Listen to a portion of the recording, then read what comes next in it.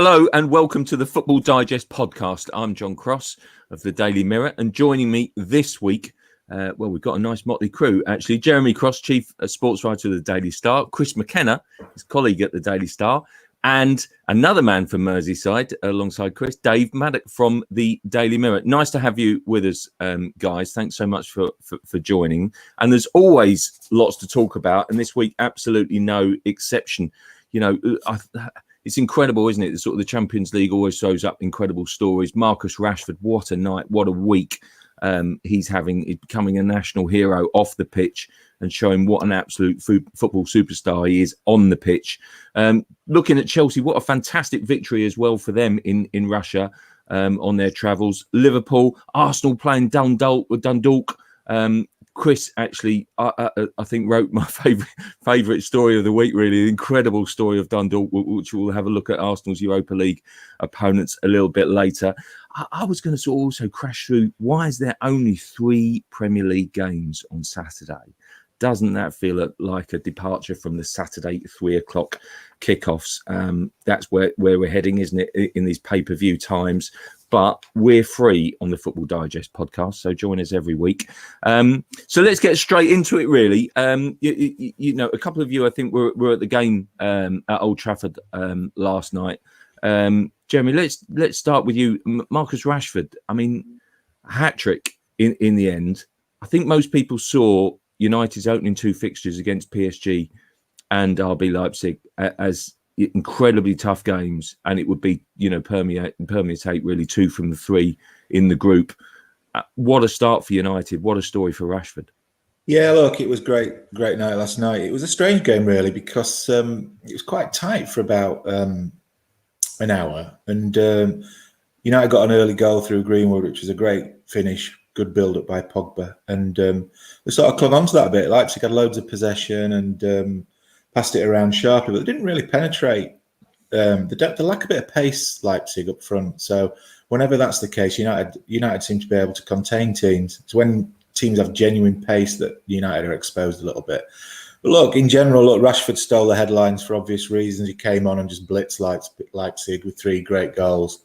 He could have had a 4th, actually, but he gave the penalty to Martial, which shows what sort of bloke he is, really. Yeah, look, over the 2 games, they've got 6 points. They've got 1 foot in the knockout stages. No one really saw this come in. You know, they obviously took on PSG after getting tonked 6-1 by Tottenham, and when they were in utter shambles. But you know, that international break clearly came at a good time for Solskjaer. He's had to think about what he wanted to do with his team. He's chopped and changed things a little bit, but you have to say he's outwitted 2 great managers, 2 good young up-and-coming managers in Tuchel and Nagelsmann in successive games. So fair credit to him. You know, he deserves a lot of credit. Dave, when you go to Old Trafford with a jacket like that, Nagelsmann, I mean, you really got to put on a better performance, haven't you? It was an outrageous sports jacket, wasn't it, really? But it was United were terrific, weren't they? Yeah, I thought you were talking about my jacket. Well, unless you've got a picture, I'll look at your post-match video for that, perhaps. I was wondering why the security was so tight at Old Trafford. It took me ages to get in. But no, you're right. I mean, it was an interesting game. Leipzig were terrible, or Manchester United made them look terrible. And I expected far more from them. Semi-finalists last season in the Champions League, and as you say, a young manager with a terrible fashion sense, absolutely appalling. And what Manchester United did was contain the game. Actually, they I think what Solskjaer has done is he realises that at the start of the season they were a little bit open in midfield and vulnerable, especially to the counter attack. And I think he's changed things around a little, given more protection to the defence. And that made for I mean, it was actually quite a boring game for at least 60 odd minutes. But what he did have, which Jeremy pointed out, Leipzig didn't, was a bit of pace up top in Martial and Greenwood. And Greenwood was the difference. It allowed United to keep the game tight and still create a couple of chances. And he brilliantly with the one move, really, of the first half when Pogba showed his quality. And I think I mean, what it's showing is that that Solskjaer himself is kind of developing as a coach a little, and people forget that he doesn't have that much experience as a coach, especially obviously at this level, and he realised he had a problem this season, and he's addressed it. And not only has he addressed it, but he's addressed it using the strengths that he has. And Manchester United now, for me, have in their forward players, especially when you put Fernandes in sort of just behind them, they've got some of the best forward players now in certainly in the Premier League and therefore in Europe. And that is a huge strength for United if they can use it properly. And I think Solskjaer is now beginning to use it. And of course, Rashford he's emerging now as I always thought he's a fantastic player, but wondered whether he was a goal scorer. And he's kind of showing now that he is, and fair play to him. And I would just say, I personally cannot be happier for somebody to be getting the credit on the pitch after the credit that he deserves off the pitch for what he has done, which is absolutely remarkable and deserves all of us. Every single football fan, United or not, should be supporting that young lad because he is doing something that is remarkable. Chris, it does make you wonder.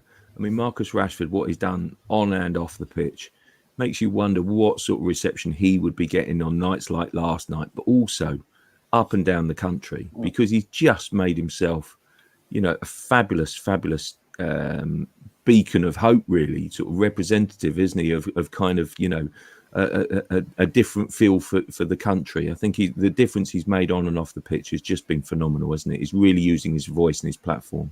Yeah, he's transcended the sport. I mean, like in our lives, football dominates it and football fans know all about him. But I think even the man on the street or who doesn't have any interest in the sport now knows who Marcus Rashford is and knows what a great bloke he is. He's a millionaire footballer, but he is not forgotten what his roots are. He's not forgotten where he's come from and the struggles his family had to go through to help him. So he knows what it's like for these families, and it's so inspirational to see that. You could be cynical and say PR this and PR that, but I think it is genuine because he's come from this background. He knows what it's like to be a kid and to be hungry and to see his mum struggle to get a few quid together to be able to give him something. So he knows what these families are going through, and he's got this privileged position now where he can help and support. And some people might just go, "Oh, I don't live that life anymore. I got away from that. I don't need to help anybody."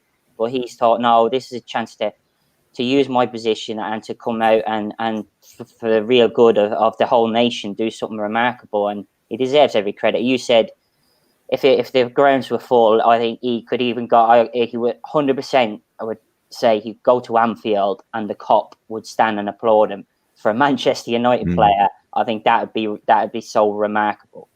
Yeah, it really would be. I mean, read some crazy stories this week about the sort of the BBC Sports Personality of the Year, which I just think, I mean, the whole title suggests that you have to be a personality to win that title. And Marcus Rashford, if he doesn't get nominated, let alone win it, then I just think you might as well pack up and go home and just ditch that outdated, ridiculous, old-fashioned award, frankly, and keep up with the times. Jeremy, on Upamenko, I just wanted to touch on him because a lot has been said and written. He's undoubtedly a very good defender on different nights. We didn't see much of it against Old Trafford. If that was supposed to be his audition, did he fail it, and did he put United off for good? Well, it was an up and down night for him, that's for sure. I mean, let's just say he's a very big unit and a very powerful looking bloke. So he's got all the attributes that you need at centre back. And he was, whenever he got the ball, he was keen to bring it out of defence. He came rampaging through into the United half. It was good to watch, actually, because you don't see that often in the Premier League, in English football. But he was caught napping a couple of times. He made a mistake early on, which allowed Martial to charge down the right flank, and the chance went missing, actually, because he pulled his cross back behind Greenwood. But so that was a blot on his copybook. And then he was caught out by Pogba's pass for the opening goal by Greenwood. So he was caught napping a couple of times. I mean, Solskjaer said in his press conference that he openly admitted that it was a chance to look at him. live last night, and I think he'll have gone away with mixed feelings about him. But I've not seen a lot of him, I have to admit. But he is regarded as one of the next big things in European football. So it was a chastening night for him in many respects, because he obviously conceded 5 goals, and if he's their superstar defender, then that doesn't paint a great picture of him, does it? No, it doesn't. I've got to say, Leipzig don't look the same outfit without Werner, I guess, from last season, do they, as well? And Werner, really catching light now, isn't he, at Chelsea? I just wanted, before we look at sort of kind of Chelsea, very impressive win against Krasnodar, but Frank Lampard this week threw out some interesting comments about English managers. I mean, he's the only second English manager, Dave, to have a second successive season in the Champions League after Sir Bobby Robson. And he was sort of talking about this and saying that English managers get judged differently. And it was clear, I think he took more perhaps praise and more pride in what he achieved last season under a transfer ban, getting the club into the top 4, than perhaps he thought he was given credit for. Where do you stand on that? Is that an interesting, is that a valid argument? I just thought he caught my eye. I love the arguments like that, because it's always about perception, these things, isn't it? Yeah, I actually caught my eye as well, because I was thinking, if anything, Lampard got a better ride than Sarri did the year before. And I mean, if you're going to bring it down to sort of bare facts, then I think Sarri probably achieved a little bit more than Lampard did, and yet was absolutely crucified by not only the Chelsea fans, but had a pretty tough ride generally in the wider media as well. My assumption, I must say, is that Lampard, because he's an English manager, and obviously because he has the connection to the club, has actually maybe not had a free ride by any means, but maybe has had a slightly easier ride, because in part, let's face it, because Sarri didn't play the best football, but he did get them to a European final. He did operate himself under a transfer ban as well. And he was showing signs of his team sort of improving in their style whilst also achieving. So, I mean, that was for me. I mean, I'm not a Chelsea fan, and I know Chelsea fans hated the way that he played. But for me, he got a terrible deal and deserved longer in that job. And I think Lampard, yeah, they were good last season, and yes, they had a transfer ban, but they were very, very inconsistent. And, I think some of that was his inexperience as a manager. And I think they've started this season exactly the same. They've done really well in some games, looked brilliant, and at other times, absolutely ordinary. The Liverpool game you showed, I think, how far away they were, Chelsea, from being at the level of Manchester City and Liverpool. And so I'd say, on the whole, Lampard's done all right, rather than not being given the credit he's deserved. Chris, I'm always fascinated about little nuances and quirks in the media. I always look at Newcastle, and I can never work out sometimes why, the Northeast guys give Steve Bruce such a hard time for results and performances when, they compare sort of admirably, don't they, to Rafa Benitez, who's held up still as the god. He's been a world-class manager, Rafa. We know that. But where do you stand on the kind of the Frank Lampard debate? Do you think he gets a slightly easier ride from the sort of the London press? What do you think? I don't know if it's say an easier ride, but I think it helps a manager when, I suppose, when you're good with the press, like you get a good interview with them, it kind of helps you go, well, he's an all right guy, so maybe subconsciously you're a bit less critical. But I think this will be the big year for him, because everything was said about the transfer ban and everything last year, and he was playing young players and he was doing a great thing by doing that, but they did dip towards the end of the season. And this year, though, he's had a lot of money to spend. Like, they've spent a huge amount, and it's kind of, I think this will be the season where in the second half of the year or next year, if they're not properly, with the money they spend, realistically, the way Liverpool are at the moment, you've got to say Chelsea should be challenging because they have a massive squad. Now, will they challenge? I'm not sure. I don't think they will. And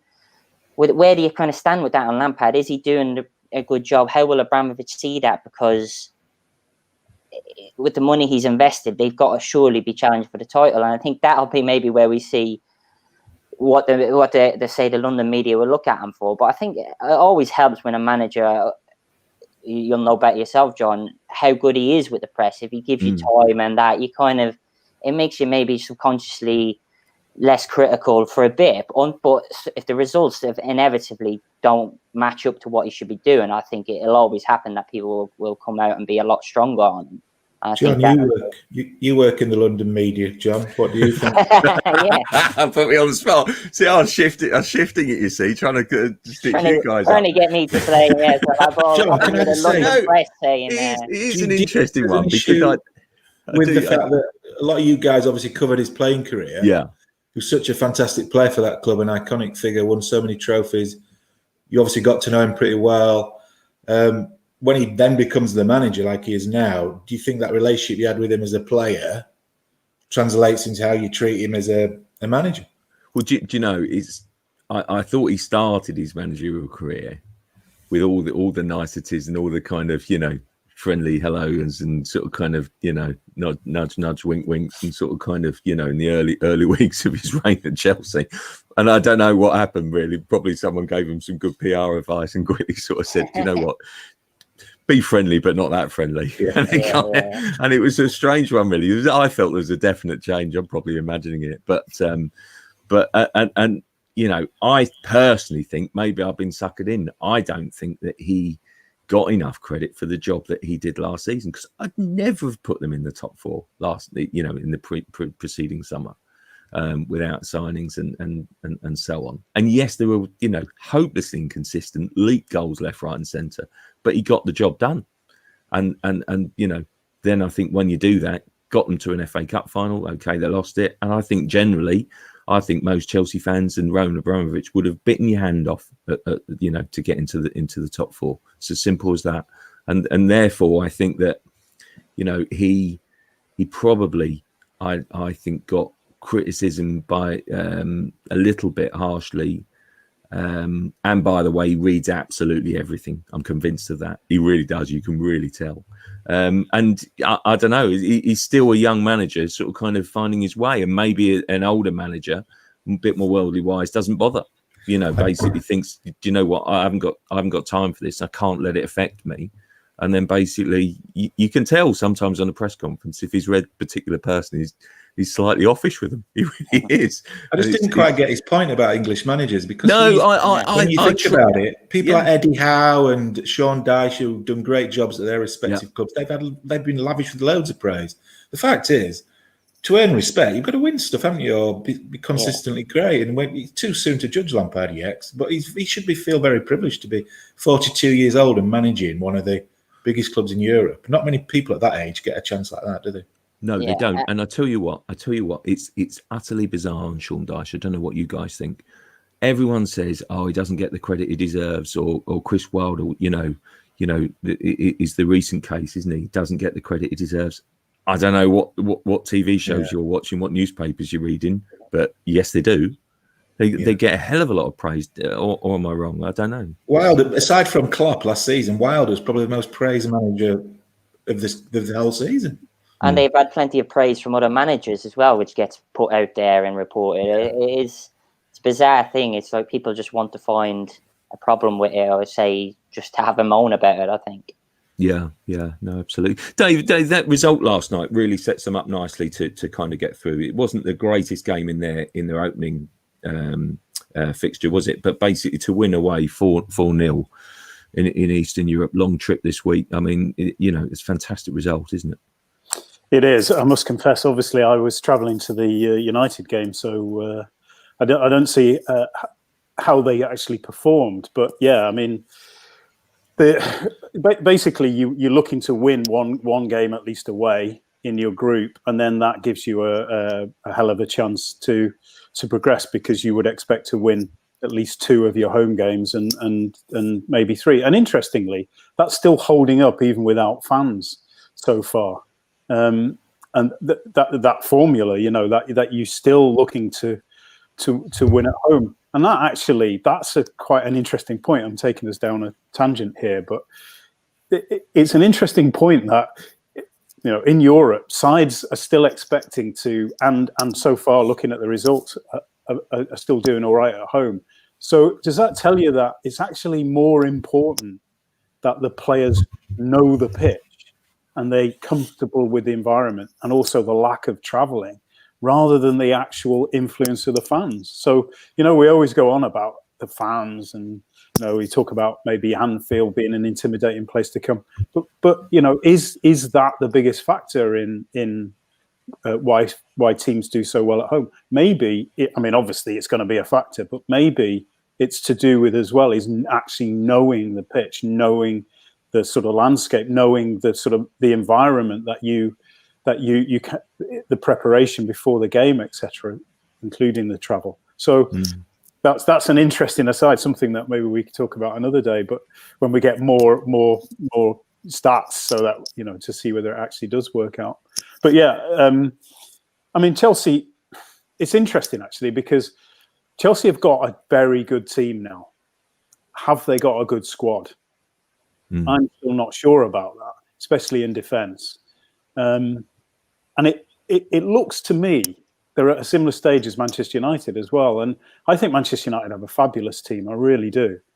But I don't know yet, even though on paper they've got a fabulous squad, I don't know whether they have the depth in the key areas, i.e. midfield and defence, to go through a season like this season, making changes all the time, which you'll have to do, and still win the games that you've got to win. And Chelsea, for me, I think their first 11 will perform well, especially if they're rested. But when they rest the first 11, the question then is, are we going to get the inconsistency, which has been a feature of Lampard and his reign so far? And you go back to last season and Liverpool, and to a lesser extent Manchester City, but certainly the 2 seasons before, they won no matter who was playing. And actually, Klopp did a lot of rotating. You always think, oh yeah, their forward line always plays. But it didn't always play last season. It's not always played this season already. And yet they've still won, apart from that Villa game, of course. And that is really what I think you're looking at in terms of Chelsea, in terms of Manchester United, and then those clubs that are even further away, like Arsenal, Crossy. Yes, very, very much further away.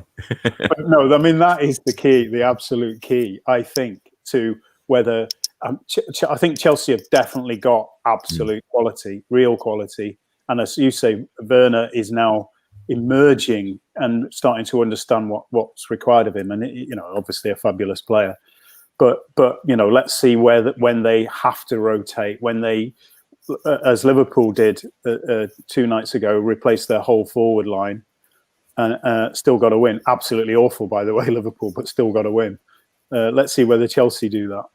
Yeah, Chris, I don't know whether you saw the Chelsea game or not, but it was an amazing thing to actually see fans in the stadium on this occasion. Taken up from Dave's point about it, and it was just it felt like a different occasion with the atmosphere, with the noise. It's a reminder, isn't it, of just how much we miss them. It was a totally different experience. It actually feels strange now when you're watching a match and there's a live crowd there. I've seen a couple of games in different across Europe, and when there's people there and you're going, that looks strange. It's like so weird that you get so kind of conditioned after just 6-7 months of not seeing it, and feels strange, but it's good to see it, and we can only kind of wish and pray it happens here soon. But we obviously got major issues around that. But yeah, it's good to see, and hopefully we'll get them back here soon.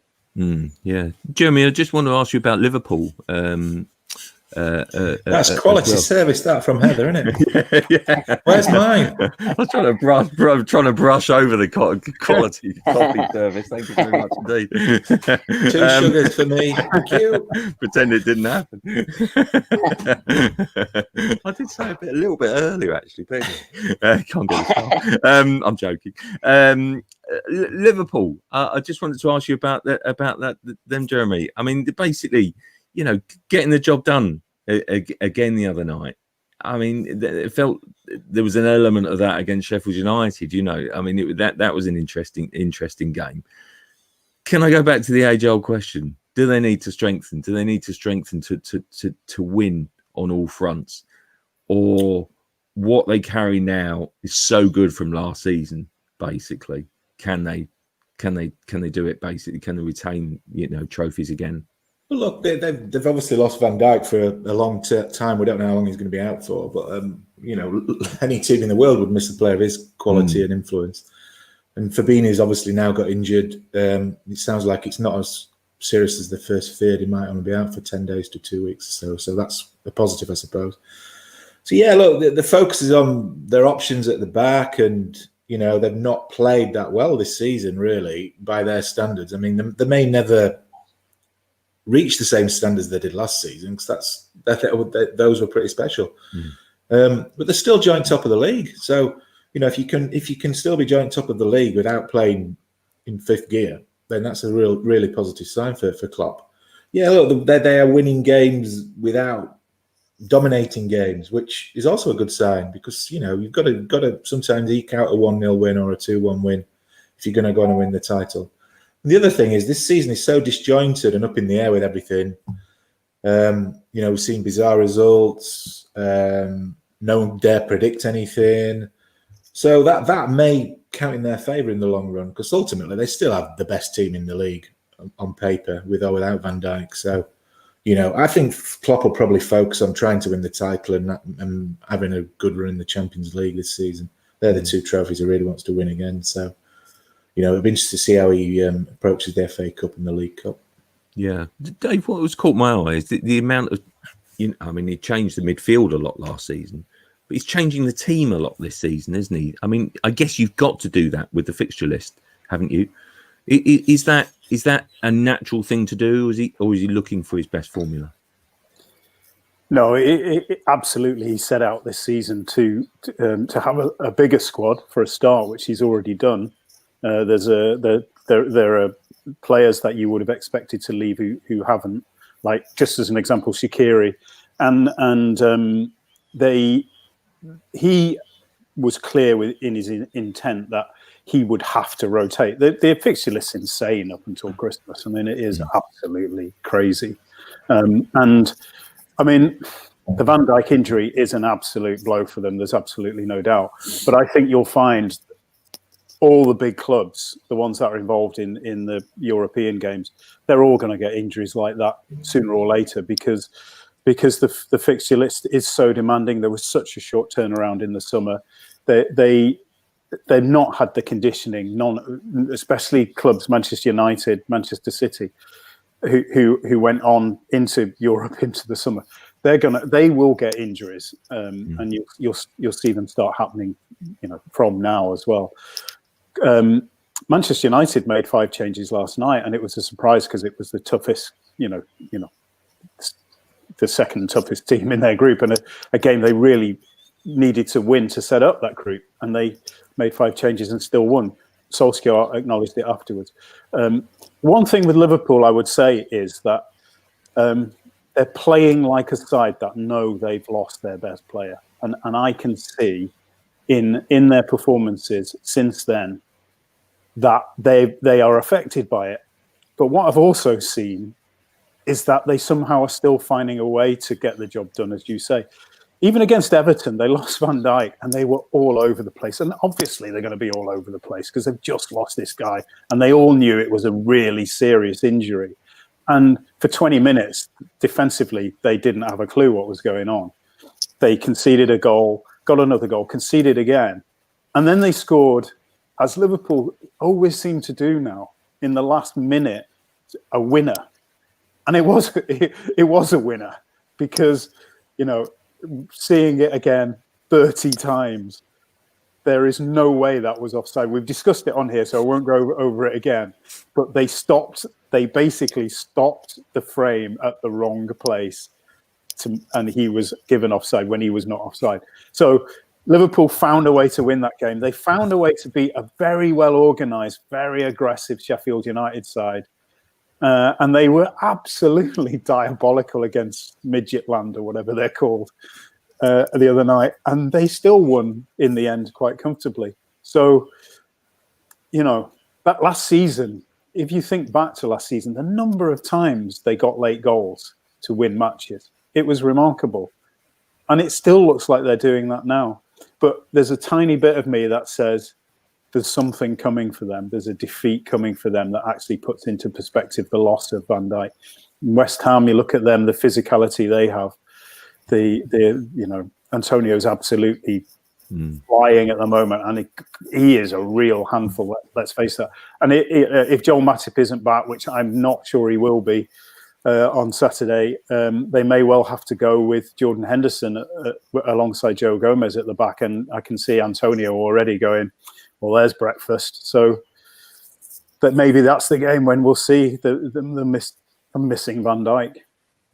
I was just going to add in there sort of a little bit about Man City, actually, which I hadn't sort of kind of thought about. But, Dave, in talking about sort of Liverpool and defending the title, there was a great line, Chris, that I saw on Match of the Day. Steve Wilson, I think the commentator was, saying that basically Man City currently look like a Man City tribute act.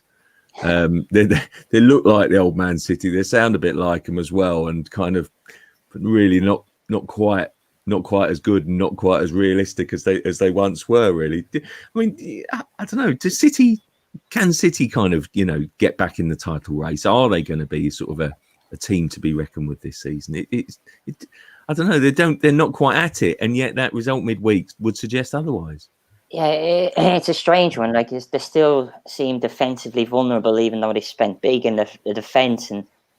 But with the squad they have and the players, you can always go, if they click, and they could go on a run of 12 games and win them all, and then suddenly it looks a lot different. But it just doesn't seem right there. And I don't know if there's something going on behind the scenes, or whether with Pep Guardiola's kind of contract and all of this, and you don't know how long he's going to be there. Is this all kind of adding a bit uncertainty? We haven't seen the best of De Bruyne yet this season, really. But again, if he turns it on, he's so good, he could just lift that team, and they go on this massive run. But everybody's going on about the mad results and all of this, and everything's all over the place. But I think you're still going to get to mid-December, and you're going to look at the league table, and I wouldn't be surprised if it's Liverpool 6-7 points ahead of Man City. And it's just, although Liverpool have lost this air maybe of invincibility by losing Van Dijk, and this season, because obviously they lost 7-2 with Van Dijk in the team, you're going to a game now and you're going, last season you were going to a Liverpool game, especially at home, and you're going, they're just going to win. You just knew it.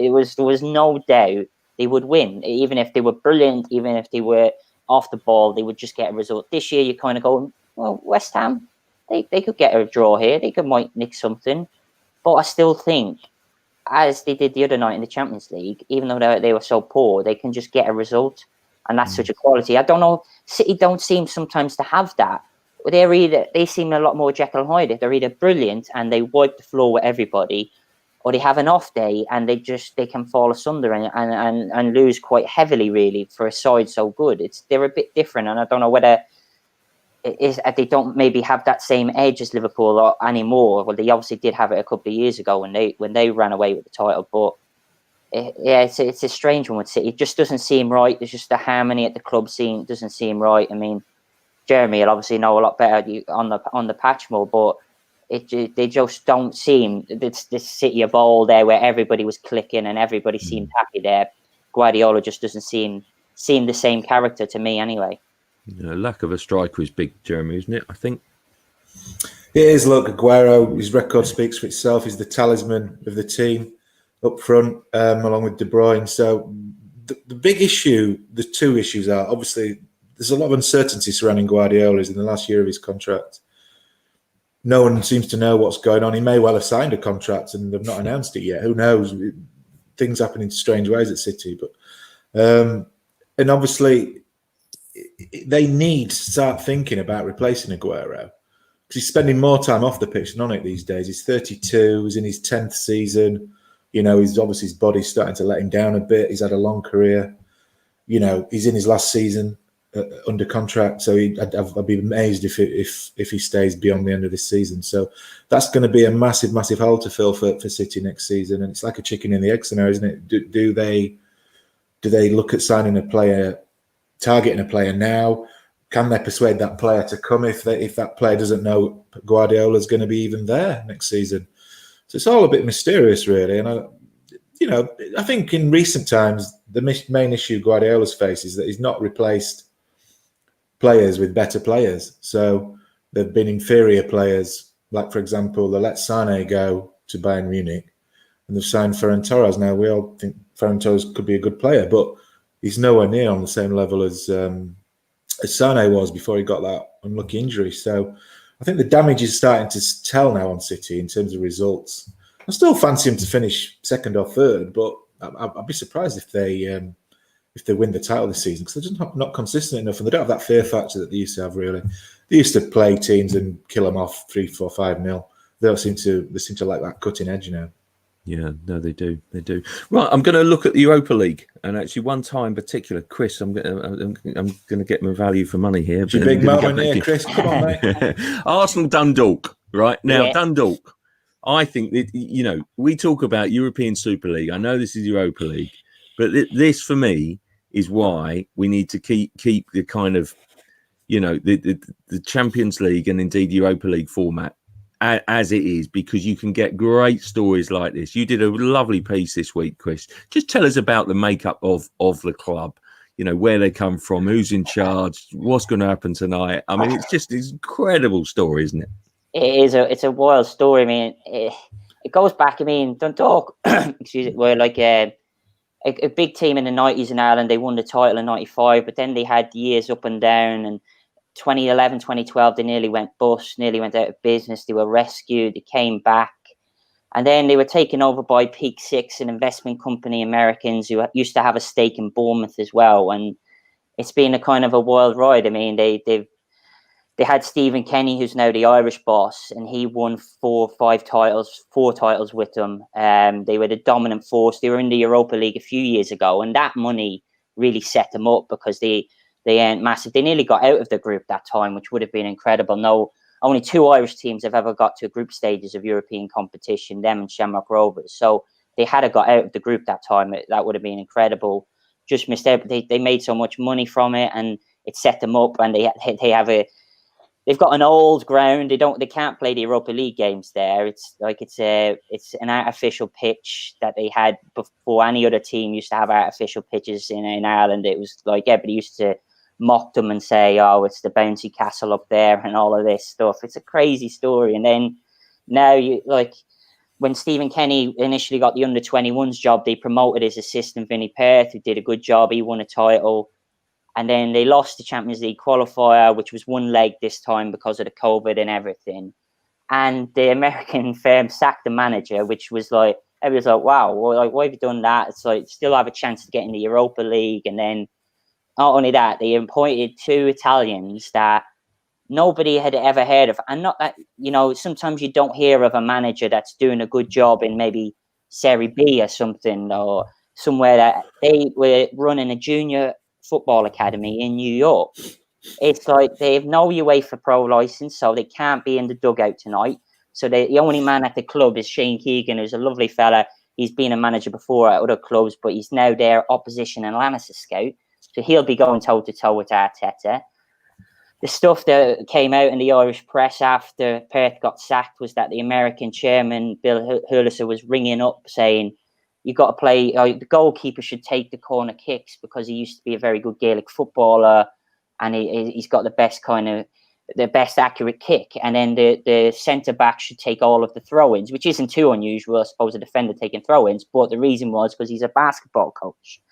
There was a claim that they wanted the American chairman would like a phone direct line into the into the dugout. Now, they came out, his son came out and said, "Oh, this isn't right. No, this isn't, no way." I think it was more kind of an American who maybe doesn't understand the sport, just trying to thinking out loud, giving this advice to maybe a guy who was Stephen Kenny's assistant, so maybe he needs a bit of help or whatever. But it was totally bizarre, and yet they still managed to qualify. The guys came in, Filippo, and his first quote was, "This is a kamikaze job," and it's like, they're defending the title. At the time, they could have still defended the title in Ireland. They could have still qualified. And he's saying, like, as if he's on, like, some sort of hiding to nothing. And it's like, well, no, they're still a big club, still the biggest budget, and they've qualified. They've now, I think, they've earned over £4 million already through the Europa League before.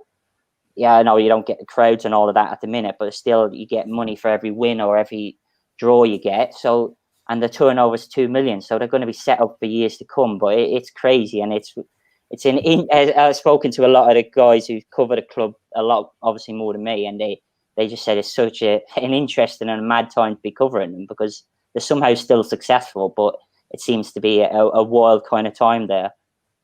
What do you expect the score tonight to be? What do you expect the outcome to be? When I spoke to Shane Keegan this week, and he was kind of right. It's like they could give a 10 out of 10 performance to Dundalk, and if Arsenal are half decent, they could lose 2 or 3, 4-0. They did all right last week against Molde, who are not a bad team. They nearly got a result there. So you never know how many changes Arsenal make. I mean, it's going to be hard. What will the highest paid player be earning at Dundalk? Oh, at the minute, because they have got they've got a massive budget compared to everybody else. I think they've got 2 or 3 times. You're probably looking at a player maybe on 1,500 to £2,000. Does he actually get to play as well, even though he's the highest paid player? Yeah, not like that. No, just asking. Just asking, but I wouldn't know who it is, to be honest. But yeah, the budget is a fraction of what, say, to Arsenal. But in Ireland, they've got quite a big budget going back from the Europa League days. But who knows? It could be 3-4-0, or maybe they'll do it. But the real shame, I suppose, for them is that going back to the crowds again, and but how great it would be for them to play in front of 60,000 at the Emirates. Some of them players will never get that chance again, maybe, and that's the big disappointment. Or they'd have played it at the return leg maybe at the Aviva, and that had been packed out for Arsenal coming over there and stuff like that. But it's a great story, and as you say, it's good for that Europa League can still pull up these stories, because it's going to make a massive difference to Irish football, I think. And it's good that you see a couple of their players get on the fringes now of the Irish squad, and I don't think they'd be able to do that if they didn't have the money, because the Irish League football for a good long time thereafter, my local team, Dundalk's biggest rivals, Drogheda, we were like flying high a few years ago and went bust, and a lot of teams that happens to. There's just no money in the league, and so to see a club get into Europe and get that money, it's just going to, hopefully it'll somehow filter through the game in Ireland and help the game go on. And if there was a European Super League, I think countries like Ireland, the leagues would struggle because they wouldn't get that. Yeah, no, I think it's a great story. It is such a shame, actually, that, you know, because I think the atmosphere would be fabulous at the Emirates. Yeah. I know it gets a lot of stick, but, you know, so I think you'd have so many Dundalk fans surely coming across, wouldn't you? And there'd be thousands travelling over. Yeah, it'd be great. And the pubs would be packed and all of that kind of stuff. But it's a bit rubbish, but what can you do? Yeah, absolutely. I was just going to touch on one other tie, Dave, with you, with Spurs in Antwerp, and in particular Harry Kane. He's just on fire at the moment, you know, goals and assists, and it's just I don't know. We talk about you know, sort of Rashford at the top of the show and stuff. Is he in the best form that you can remember from you know, his own career right now? I was kind of hoping you'd avoid me on the Europa League discussion. Because, I don't do Europa League. No, not well. Actually, purely because I've covered the Europa League with Liverpool when they were rubbish for so long that I'm actually enjoying this spell in the Champions League and being able to talk about that and talk about a side capable of winning the Champions League. So I have to confess, I've not really taken much notice of the Europa League itself. But Harry Kane, interesting because I've watched him quite closely, and he doesn't look, to me, he's playing a slightly different role. He's playing a tiny bit deeper. but he's still obviously making those runs into the box and scoring goals. His stats are amazing. I think his game has developed slightly, because I noticed, for instance, his partnership with Son undoubtedly is blossoming, and he is being creative in that partnership. He's not just scoring the goals; he's creating them as well. So there's an element there to his game that I've seen. But I mean, I would probably be asking you this question: has he maybe just lost? I mean, he's never ever been the quickest. There's no doubt, and that's never affected his game. But has he lost a tiny bit with the injuries he's had? He's had maybe 2-3 serious injuries. So has he lost just not a tiny fraction? And is that why his position? It's very subtle, but for me, his position has changed ever so slightly. And in a way, as you alluded to, he's actually developed and become even more. He's scoring goals. He's creating goals. He's looking fantastic. So, but has he, as a bit of his sharpness, not sharpness because his sharpness is unbelievable, but just that kind of explosive pace that, strikers always have. And that doesn't mean that they're quick. Has the edge gone off that? But also, does that mean, and I suspect the answer is yes, that he has to be really carefully treated now, because I don't think you can be playing him in all the Europa League games, all the Premier League games, all the cup competitions. I think really with Harry Kane now, for me, he's been overplayed in his career, and it's understandable because he's been the main goal scorer, the only goal scorer actually at Spurs for a long time. Every season, it appears that he's got an injury towards the end of the season because he's been overplayed. So, and Mourinho is an intelligent manager, obviously sensible manager, and he will have to decide that balance between what he brings in terms of scoring goals, but also how do you make sure that he doesn't get injured, because you can't afford to be without him for 8 weeks as he was last season, longer the season before. So it's an interesting one. And actually, I'll throw it over to you. Maybe because I've not seen him week in, week out, my perception's wrong, but I think he's slightly changed his position, slightly changed his role, just a fraction, while still scoring the goals, which is a fabulous thing for Spurs, Yeah, I actually think it's a great point, to be honest. I think he's now, I still see people saying, "Oh, he's the best striker in Europe and doesn't get the credit he deserves." Well, I'm not sure about that. I think I think Robert Lewandowski might have something to say about that. But I think he's a fabulous sort of centre forward. But where I think he's he changed and improved is in the modern day, in the modern system. I'm not sure how many teams, if you look across the Premier League, can accommodate a number 10. And so the way to almost accommodate a number 10 is to blend it with your number 9. And Harry Kane has just become the epitome of the kind of, I don't know, what Arsene Wenger used to call it, a 9.5. Because basically he's just sort of he plays the forward, but often drop deep. And 2 guys either side of him bomb forward because he's dropping deep to get the ball in deeper areas and play as a 10. I mean, he's just the game development, I think, is what's caught my eye. John, and whether that's I think he's done that himself because he feels that his physical makeup has changed. I don't know, or whether that's being coached. But I mean, it's just phenomenal, his stats at the moment, and the way he's playing. He's blown me away. I've been so impressed with him. Sorry, Jeremy, you were going to say. No, I was just going to say, you will probably agree with this, but we see him play a lot for England, obviously. He's such a good passer of the ball. I think that tends to be overlooked sometimes because he scores a lot of goals. He's involved in a lot of build-up, but his passing is amazing. I think he's one of the best passers of a ball in the Premier League. I think Southgate's mentioned it to us before in England when we've been away on England trips, but he's got a great vision as well. He's got a good football brain. So that's come on a lot, I think, in the last 12 months or so. Yeah, absolutely. And maybe Mourinho, I mean, I'm the first to criticise Mourinho. Don't like his style of play.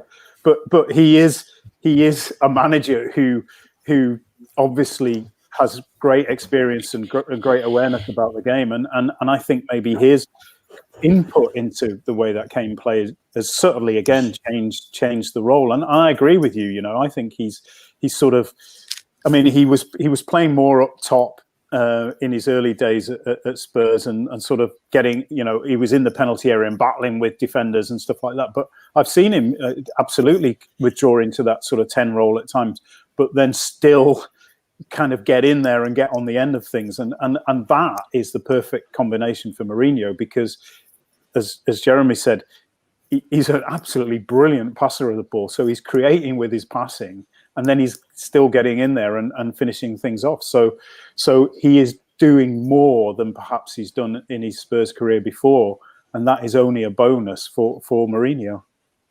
Jeremy, I just wanted to touch on the pay-per-view row this week. Story we've both covered. I mean, where's it going with this? I mean, they've clearly kicked the can down the road on this one, haven't they, this week in the Premier League meeting? Where do you think we're going to end up with this one? The clubs got together, I think, was it on Tuesday? Top of the agenda was the pay-per-view issue, which has clearly been widely chastised by fans and generally people in football across the board. Look, $14.95 in this current climate, when people are struggling to put food on the table for people, and losing their jobs and being on furlough, the unemployment soaring because of COVID. It's just so inappropriate. And then they had a chance to address the issue on Tuesday. And look, I think you know as well as I do that there were several clubs were keen to address it there and then, but the overriding decision was to basically fudge it until after the November international break, which is 3 more weeks away. So, they're going to review it. The Premier League is saying they want a bigger body of evidence to look at in terms of what reaction it generates before making a more reasoned decision in 2 to 3 weeks' time. But for me, it should be scrapped. It's doing a lot of damage to the public image of the Premier League, the brand. It's unrealistic. And they will probably end up reducing it to below £10, maybe £9.95 has been mooted around. So I just think it was, they didn't deal with it when they had a chance to, and I think the public feeling is so overwhelming that it's a no-brainer really for me. Yeah, Chris, I don't know whether you saw Rick Parry's letter this week to Oliver Dowden, and talking about why football has been victimised here, and obviously he's batting in for the EFL clubs there. I mean, do you feel that? Do you think that's right? I mean, should we be doing more, or there was quite a lot of pushback actually on social media. I don't know whether you saw it about about the timing of the letter, where basically we're probably going into another crisis. Frankly, aren't we? Escalating crisis. So, what did you make of that letter? It's like, on one hand, you've got the EFL saying they've not had support from the government, and on the other hand, you've got a Premier League footballer begging the government to pay for free school meals, and they're saying they can't afford that, which obviously that's a political debate and all of that. So how can football just demand money? I suppose they'll look at other sectors of the economy getting support, like the hospitality and I don't know, but they're probably grants to the arts and the theatre and all of that. And so they're going, well, where's our support? Look at all the money we usually pump into the economy when there's crowds in and the businesses around the football grounds and all of that. We need support. So that's the kind of debate. But I just feel that the timing is wrong to do that. So, like, it seemed very aggressive, and I just think at this time, you're going to open yourself up to criticism, and football doesn't need that. It needs support because we need to find a way to get the supporters back in to solve this issue. And by being aggressive on the government, I don't think that's the best way, because you want to try and say, look, we're doing our best. We need a little help. Try and help us out. And I just think it was too much. I don't know what you guys felt on it. It just felt too much. John, I thought that the timing, two things. The timing was obviously turned out to be horrendous, simply because within a few hours, Germany went into lockdown again, and France, which means their football matches will be back behind closed doors. And also, Parry, it wasn't 2 minutes ago that Parry was championing this Project Big Picture, which was going to provide 250 million quid out of the purse from the Premier League Big Six, basically, to support the EFL. What's happened to that? I mean, he's undermined the football's position, really, in a lot of ways, because football, the game needs to be working together in solidarity, and that they've not been doing that. So the government will look at things like that and think, well, hang on a minute, you come up with a fancy idea where you're going to support yourselves through funding and bailouts from the richer clubs, and then then that got rode out of town with less than a week, and then you're coming back to us for money. So it's just not a good look. I don't know, the government looking at it as well. I know it's Premier League, but you're saying there's no money in football, and then there's clubs going out spending 50, 60 million pound on players. So you're going, why can't they invest that down the chain? Why don't they put that down the chain rather than the government having to do it when there's so many other issues in the country? And then the pay-per-view is another thing that it doesn't help itself because it looks greedy. And I know that's the Premier League and the EFL is different, but the whole game kind of gets sullied by that. And then they go, well, why do you need money? You're charging people 15 quid to watch a match. I've got to say that, you're missing the point here. Clubs are going to go out of business, and they're going to go out of business very, very soon. And that is going to undermine the whole of football. And I think, but isn't that why that the Premier League clubs should be helping those clubs? Like, I'm 100% believe the government should give EFL clubs money and support because of what they do, but surely the Premier League clubs have to help, because as you say, the knock-on effect of those clubs going out of business will hurt the game further up the chain. The point is that they're not helping, are they? And no, they should. Okay, but we've seen that they're not. And the fact is that Parry, his role is to point out that their constituents are struggling, and the reality is that football is facing a huge financial crisis, not just even in the UK, but across the whole of Europe. And it is getting no support anywhere from the government. The government have supported the hospitality industry. They have supported many businesses, but they haven't supported football in any way. Now, the timing, you can talk all about that, but the timing is connected to the fact that there are clubs on the verge of extinction. And once they go out of business, they will never come back. They're not just going to go out of business for 6 months and then somehow return. The reality is, as Chris said, football itself needs to look at this because they need a healthy pyramid, but they're not. And that's the problem. They're just not looking at it because, and we've seen the Premier League is essentially controlled by the big clubs that make decisions based purely on their own financial needs and their own ability to box off most of the finances that they believe they generate. So they don't have any interest, and they have no desire to give their money to clubs lower down the pyramid that they believe don't generate the income. But the reality is that's going to undermine football. It's going to collapse. The system will collapse if we don't save those clubs now. The Premier League's not doing it, and the government does need to step in, because these clubs are not just sporting businesses, they're community hubs. They do so much work in the community, and the government needs to recognise that, and it needs to save these clubs.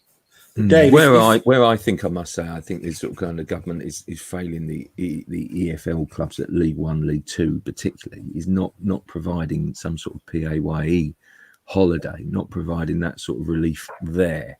Simply because I think if you speak to a lot of clubs at that level, they'll have done their October payroll, and that's crisis averted this month. But they're living day to day, and some of them just don't know how they'll pay the wages for November. And so I do think I can see both sides. I do think that the government will be looking at sort of Rick Parry and say, well, project big picture against sort of saving the clubs. And so I think it's a valid argument. I don't know that Rick Parry could do anything else, frankly. I think it was a powerful letter, and I understand the sentiment behind it, really. But guys, just to finish, if I may, I'm going to look at the game of the weekend. Well, I've nominated it as game of the weekend anyway. It's Man United v Arsenal Sunday.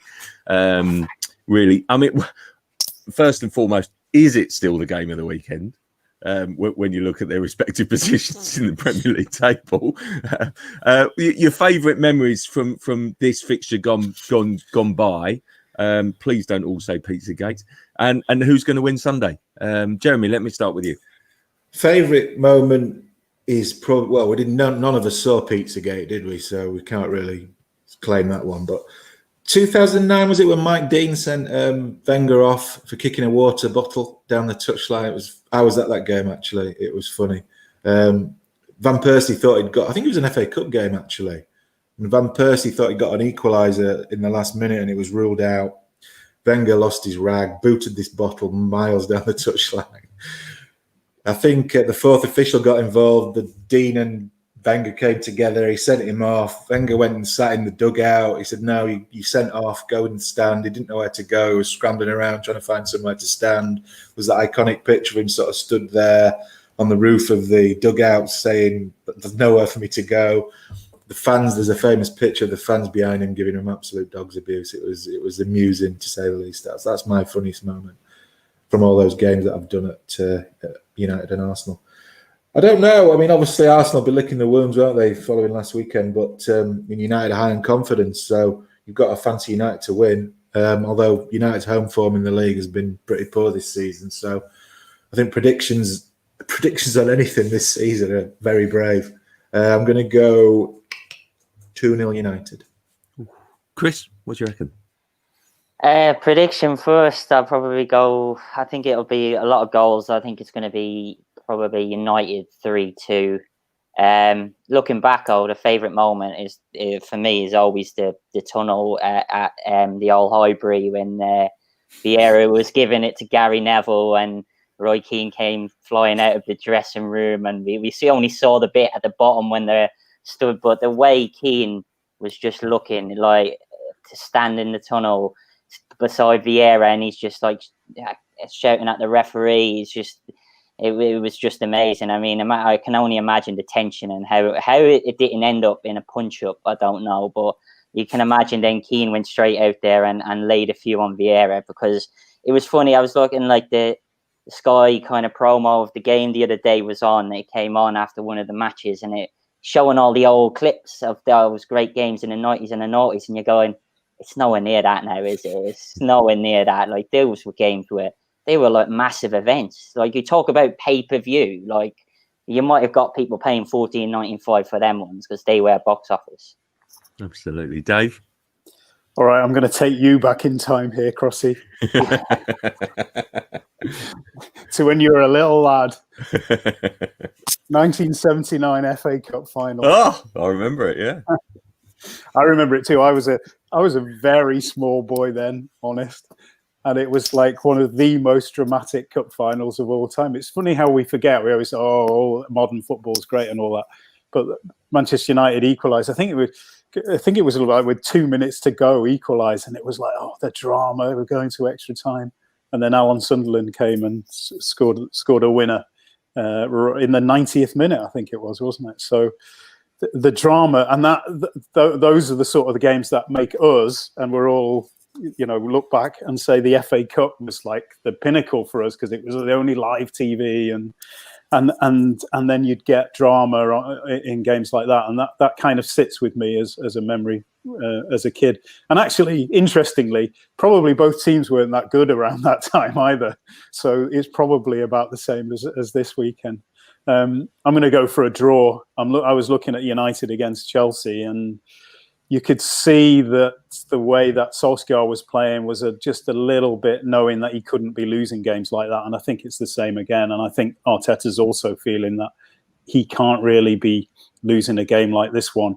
The way that Arsenal played at Liverpool early in the season without any real ambition, I think, you can see that Arteta knows these big games, which Arsenal haven't done well against the big six, are important. So I'm going for a draw. What's yours, Crossy? Well, I'll tell you what, Arsenal have lost 3 games already. Man City, Liverpool, Leicester. And it just feels to me, if they lose a 4th, where's the season? And we've only just started. So I do think it's a big one, really. So I'm going to sit horribly on the fence and go draw. But it's funny, actually. I do remember that 79 FA Cup final, but not half as much as I remember being taken to Wembley to watch the 1979 Charity Shield, which was against Liverpool. Liverpool won 3-1. And I remember watching on and seeing Arsenal absolutely, having their behinds kicked, shall we say? It was just amazing. And Dave, you're right, really. They weren't very good in those days at all, really. And that's when, the era of Brady and what have you. But anyway, it's I would probably go for memory. I'd probably go for Van Nistelrooy hitting the crossbar. I remember watching it in a bar in Ibiza. So there you go. How about that? So back when I was young, and Van Nistelrooy missing that day, Arsenal went on to be the Invincibles and, creating a bit of Premier League history, how things have changed, really, and the Battle of Old Trafford that day, really. But anyway, we're going to finish on that note. So, guys, thanks so much for joining, and really nice. I hope everyone's enjoyed it as well.